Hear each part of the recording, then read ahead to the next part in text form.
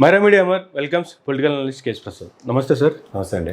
Janasena, TDP, BJP పొత్తులు సీట్ల allocation తర్వాత నిన్న 11వ ఆవిర్భావ దినోత్సవం సందర్భంగా ఆయన పవన్ కళ్యాణ్ గారు నేను పిఠాపురం నుంచి పోటీ చేస్తా, పిఠాపురంలో ఉన్నటువంటి అభ్యర్థిని అడిగి అక్కడి నుంచే పోటీ చేద్దాం అనుకుంటున్నాను చెప్పి ఆయన అనౌన్స్ చేసిన ఒక గంటకే పిఠాపురంలో రగిలినటువంటి మంటలు, ఈవెన్ లేడీస్ కూడా రోడ్ల మీదకి వచ్చి ఇష్టం వచ్చినట్టు కామెంట్ చేస్తున్నారు. ముందు చేత అయితే గాజువాకి వెళ్ళి గెలిచి ఆ తర్వాత ఇక్కడికి రా అనేసి.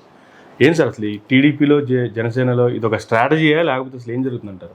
బుర్ర తక్కువతనానికి నిదర్శనం సార్. నమ్మక ద్రోహానికి, విశ్వాసఘాతకానికి బరి తెగించిన చంద్రబాబు నాయుడు అని డైరెక్ట్గా చెప్పొచ్చు. ఎందుకంటే ఇప్పుడు ఒక సింపుల్ ఈక్వేషన్ అండి. ఇప్పుడు ఎంత కాదన్నా పవన్ కళ్యాణ్ ఈ పొత్తుకి బీజేపీతో ఎన్డీఏలో కలపడానికి కర్త కర్మ క్రియ ఆయనే చెప్పాడు. తిట్లు తిన్నాను ఎన్ని అని.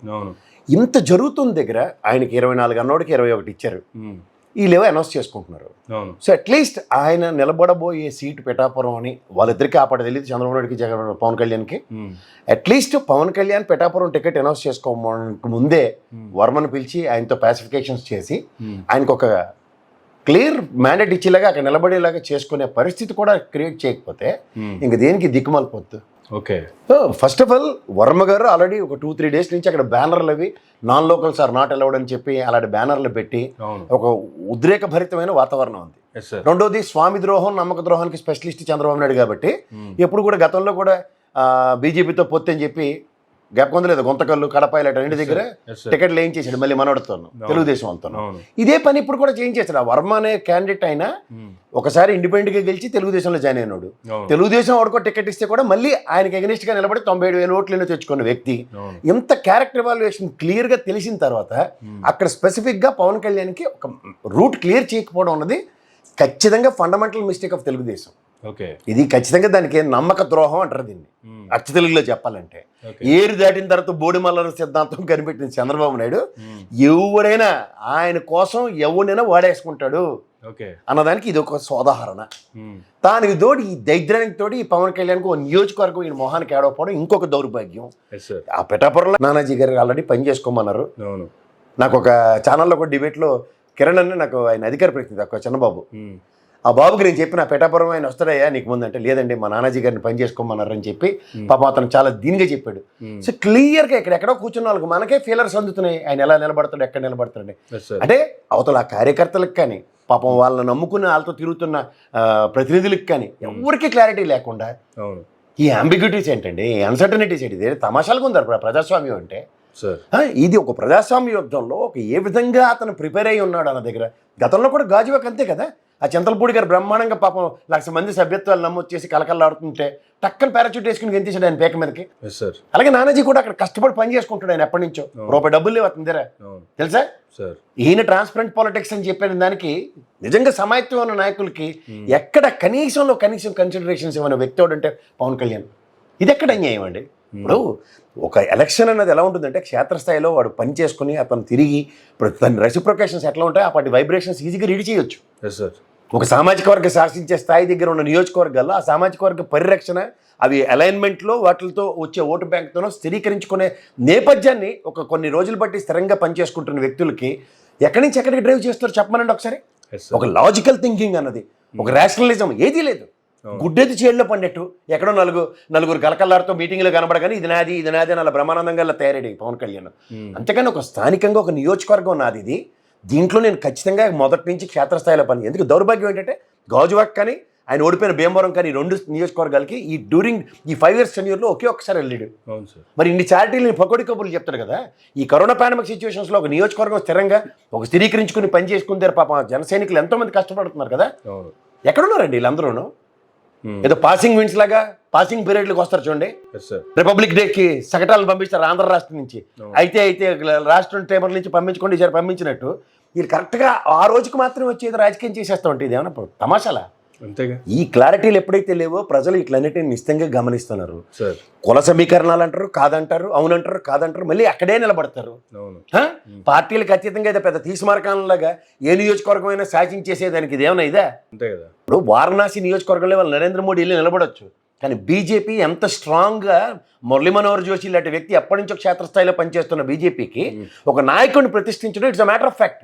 అందులో ఇలాంటి ఐకానిక్ పర్సనాలిటీ ఎవడండి ఈయన? 2 నియోజకవర్గాలు ఓడిపోయి దిక్కు దివాలని నికృష్టమైన పార్టీని నడిపిస్తున్న విధానం చూసుకుంటే ఇంత నికృష్టంగా కూడా నడిపించిన పార్టీని ఒక కార్యకర్తలకు కన్సర్న్ ఉండదు, ఒక నాయకులు పాప ఆ నియోజకవర్గాల పట్ల కన్సర్న్ ఉండదు. ఇది ఎక్కడ నియంతృత్వం అండి? వీళ్ళేమో తిరిగి జగన్మోహన్ రెడ్డి నలో లక్ష్మణాన్ని నియంతృత్వ పాలన వాళ్ళకాడని మీదిర నియంతృత్వం అంటే నవ్వుతాడు ఎవడన్నా, చూసుకున్నాడు ఎవడన్నా సరే. మీ ఇద్దరికీ పొసగదు, మీ ఇద్దరూ పొసుకుతున్నట్టుగా నటిస్తూ ఆ పొత్తులతో ముందుకెళ్ళిపోదాం, అక్కడి నుంచి శాసించేద్దాం అంటే నవ్విపోతాడు ఎవడన్నా సరే. నీ నియోజకవర్గం నువ్వు నిలబడతాన దగ్గర ఒక గ్రౌండ్ క్లియరెన్స్ ఇవ్వలేనతో నీకు పొత్తేంద్ర భయ్, నాకు అర్థమవుతుంది సార్. ఇప్పుడు ఈ వర్మ 80% ఇండిపెండెంట్ నిలబడతాడు, ఈజ్ డ్యామేజర్, గ్యారంటీగా డ్యామేజ్ చేసి పడేస్తాడు. ఈ మొహానికి ఎక్కడ గెలుస్తాడు? అవసరమైతే టీడీపీ నోడిస్తాను శబ్దాలు కూడా చేస్తున్నారు ఆబ్వియస్ గా. ఇప్పుడు వర్మ గారు ఎప్పటి నుంచే ఆయన మొదటి నుంచి చెప్తున్నాను, 3 టర్ములు చూడండి. ఒకసారి ఇండిపెండెంట్ గెలిచి తెలుగుదేశంలో జాయిన్ అయ్యాడు, రెండోసారి తెలుగుదేశం టికెట్ ఇస్తే అక్కడ నిలబడి 97,000 ఓట్లు ఎన్ని వచ్చాయి ఆయనకి. అదే ఆయన గ్రౌండ్ హోమ్ పిచ్. అది హోమ్ పిచ్ లో ఆయన ఆడుతున్న బ్యాటింగ్ కి మొహం కూడా ఆడలేరు. అక్కడ పోయి తగ్గుతున్నమ్మా అని వెళ్ళావు, నీకు ఓటు బ్యాంక్ చీల్చు కళ్ళ కట్టినట్టు కనబడుతుంది కదా. తెలుగుదేశం కోకటపల్లిలో కొట్టిన దెబ్బే కదా అక్కడ నీకు. దీనికన్నా ముందు ప్రాక్టికల్ చేసి చూపించబోతున్నారు. ఆబ్వియస్. కార్యకర్తల మీటింగ్ అంటే ఊరుకుంటాడు ఎవడన్నా? పౌరుషంతో రగిలిపోతూ ఉంటారు కార్యకర్తలు, నువ్వు నిలబడవు అన్న దగ్గర. ఉండిలాంటి నియోజకవర్గం కంచుకోట, అక్కడే ఒప్పుకోట్లే. ఎవరండి వీళ్ళందరూ? ఏమన్నా క్షేత్రస్థాయిలో వీళ్ళకి అవగాహన, ఇలా మొహం ఇంట్లో కూర్చొని హైదరాబాద్ నుంచి పరిపాలిస్తే ఎలాగ ఉంటాయి మొహాల రాజకీయాలు.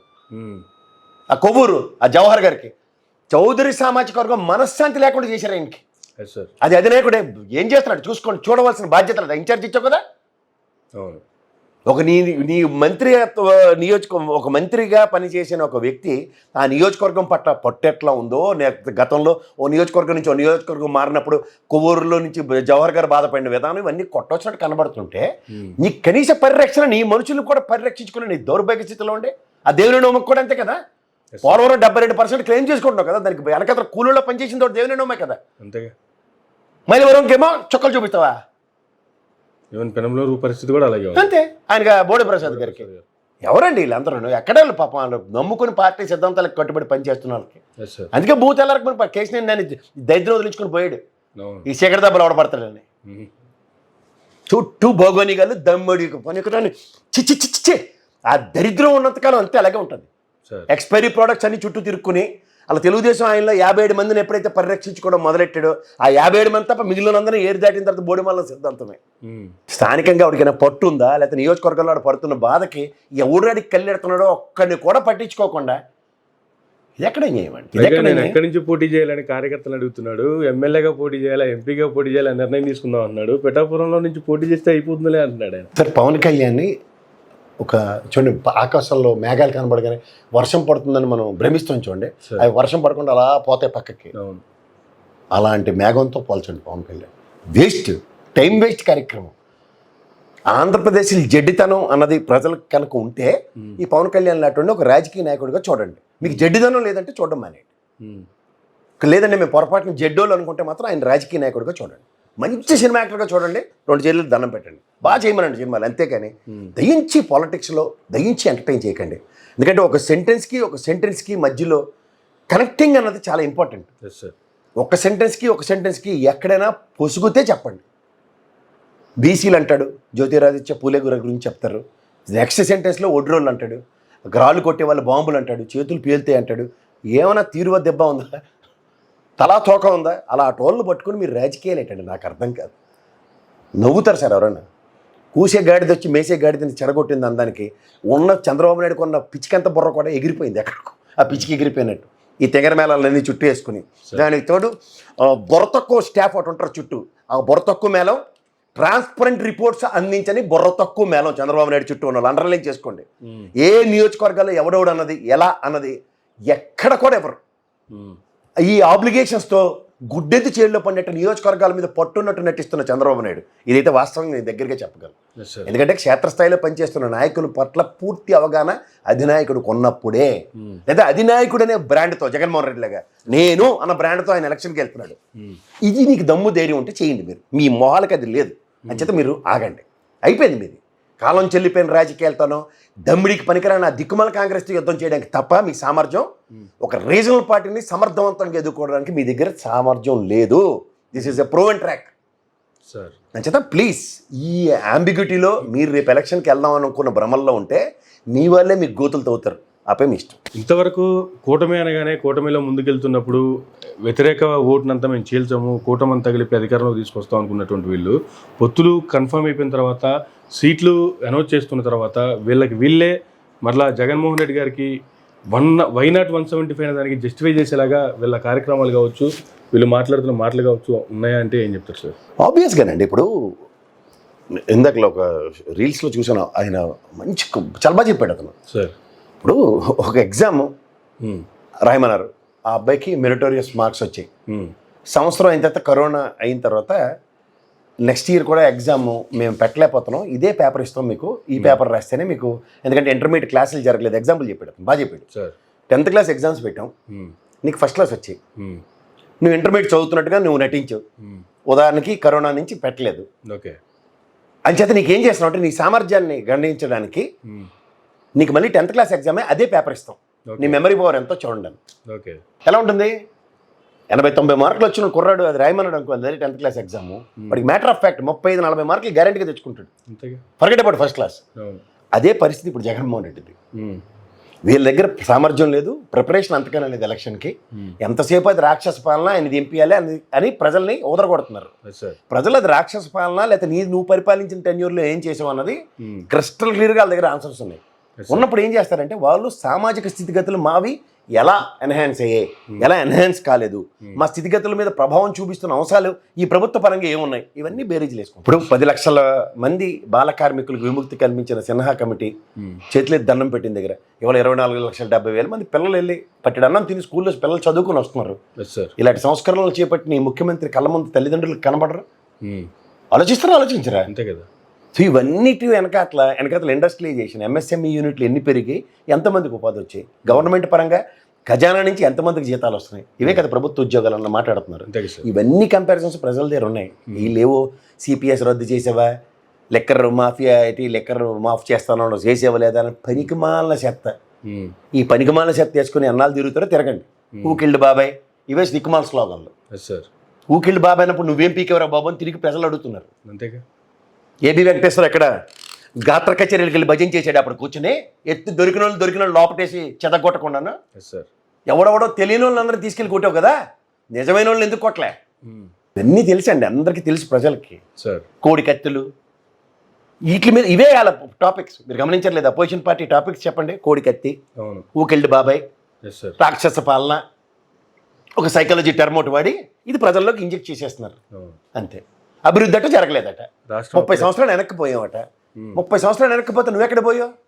నీది 2020 విజన్ అన్నావు, నువ్వు వెనక్కిపోయావు, కానీ విజన్ 2020తో అందరూ ముందుకెళ్ళాం. అలాగే 47 దాకా విజన్ నరేంద్ర మోడీ చెప్పిన పెట్ట కథ నువ్వు కూడా నమ్మి అదే కథ చెప్తున్నావు. ఆ కథకు మళ్ళీ అదే సార్థకడానికి మళ్ళీ నటించడం మొదలెడుతున్నావు. ఇవన్నీ ప్రజలు గమనిస్తున్నారు. దానికి తోడు ఎరుపైకి ముర్రిపై తోడు అన్నట్టు నీకేమో ఆ పవన్ కళ్యాణ్ ఒకడు చంకల సగ్గట్లాగా. సో ఈ చంకల సగ్గట్లు వేసుకుని మీరు ఎన్నాళ్ళు ట్రీట్మెంట్లు తీసుకుంటారో తీసుకోండి.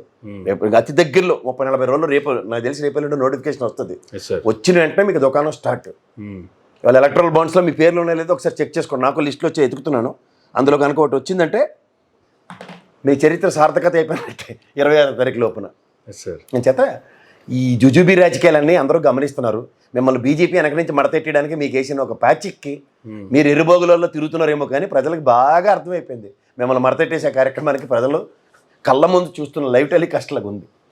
లేకపోతే అది ఏడ్చిన ఆ F2 సినిమాలో ఓకేగా అంతే ఓకే ఓకే ఓకే అంటుండే పవన్ కళ్యాణ్. ఆ బీజేపీ వాళ్ళు అసలు పల్లెత్తి మాట కూడా అనుకుంటా అరిస్తావా ఓకే, ఎనిమిదిస్తావా ఓకే, మళ్ళీ 12, 13, 14 పండుగలు కూడా పనం కట్టి మొత్తం రథసారథులు కార్యాచరణ దళపతి సినిమాలో రజనీకాంత్ టైటిల్ పెట్టుకుని కూర్చుంటారు కదా మణిరత్నం.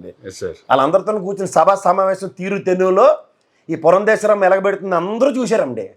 ఇంట్లోంచి గోవపెట్ల బయటికి రాకుండా అందరినీ ఉచకాయించేస్తుంది ఆవిడ. ఒక్క కార్యక్రమం ఉండదు. ఇలా రాజకీయాలు మాకు తెలియవు అనుకుంటున్నారు. చూస్తే వెనకడికో సామెత ఉంటుంది, ఊరుకుంటేట ఉడత గుడ్లు పెట్టిందని. అలాగా వీళ్ళు ఈ పగడి కబుర్లతో రాజకీయాలు చేసేద్దాం అనుకుంటే అలా ఏబిఎన్ ఛానల్లో టికెట్లు అమ్ముకున్నట్టే ఉంటుంది, అందుకని ఇంకేం లేదు. నిన్నటిదాకా సీఎం అని పవన్ కళ్యాణ్ని కార్యకర్తలు అభిమానులు గొడవ చేశారు సార్. నిన్న 11వ సభలో కూడా అలాగే గొడవ చేస్తే, ఓకే సీఎం అంటే సెంట్రల్ మినిస్టర్, చూద్దాంలే చీఫ్ మినిస్టర్ అది కాదుగా సెంట్రల్ మినిస్టర్ అనేటువంటి అబ్జర్వ్ దానికి చెప్పారు ఆయన ఒకటి. అదే వెనకటికి కూడా చిరంజీవి గారు ప్రజారాజ్యం పార్టీ అప్పుడు కూడా ఓ పెద్ద ఆయన ఇలాగే సార్ సీఎం అంటే ఆ చిరంజీవి కూడా ఇలాగే అంటే, లేదు సార్ మీరు గాబరా పడకండి చీఫ్ మినిస్టర్ కాదు సార్ చిరంజీవి మెగాస్టార్ అని చెప్పాడు. అలాగే వీళ్ళు కూడా అంతే, మీ చెడు ఇలాగే ఉంటుంది మీ మొహానికి, మా కర్మకి మాకు ఏం నడిచేలా దాపరించారు, అంతకన్నా ఏం లేదు. సొంత అన్ననే పరిరక్షించుకోలేనాడు మన రాష్ట్రాన్ని పరిరక్షిస్తాడా? నీ స్వార్థానికి పక్కెళ్ళి ఆడుకొని చెప్తాడు నాగబాబుకి. వాళ్ళ అన్నకే టికెట్ ఇలేపోయాడంట, వాళ్ళ అన్నని క్షమాపణ అడుగుతున్నాడు, వాళ్ళ అన్న త్యాగం చేశాడు. అదో త్యాగరాజు ఇదేమో తేగలరాజు, ఇద్దరు కలిపి చూస్తాం సార్. ఇలాంటి చాలా చూసాం, ఇలాంటి జూజీబీ రాజకీయాలని. వీళ్ళు సినిమాలు చేసుకోవడం మానేసి వెళ్తారు రాజకీయాలు ఎట్లా అవుతారన్న. ప్రజలు జడ్డి వాళ్ళని నమ్మినప్పుడు మాత్రం ఇలాంటి రాజకీయ నాయకులు ఆవర్తిస్తుంటారు. ఇలాంటి వాళ్ళని ఎప్పుడైతే ప్రజలు జడ్డి వాళ్ళు కాదని ప్రజలకు తెలిసినప్పుడు ఇలాంటి వాళ్ళని ఎక్కడ కూర్చోపెట్టాలో అక్కడ కూర్చోపెడతారు. చిన్న ఆడవాళ్ళు మాట్లాడుతున్నారు కదా అక్కడ, చిచ్చే ఇంకంతకన్నా అవమానం ఇంకోటి ఉండదు. వైఎస్ వివేకానంద రెడ్డి గారు 5వ వర్ధంతి ఈ రోజు కడపలో రాజకీయాలు ఏ విధంగా ఉండబోతున్నాయి, ఎటువంటి అనౌన్స్లు వచ్చే అవకాశం ఉందంటే ఏం చేస్తారు? ఏమీ ఉండవు, ఊరికి ఆడవాడి తప్ప. ఆ బొగని ఛానల్లోడికి ఆడ పని పాటు లేకుండా పనికి ఆహార పథకం ఒకటి ఉంటుంది అన్నమాట, ఉండుండేది ఎత్తుకుంటూ ఉంటారు సార్. ఎప్పటికప్పుడు బడేలు మన లాంగాలను శిక్షలు పడుతున్నా సరే సిగ్గు శరం మానం మర్యాదలు అటు వదిలేసి వాళ్ళకి ఎలక్షన్ ఒక ఇన్స్ట్రుమెంట్ కింద దాన్ని వాడుతున్నారు.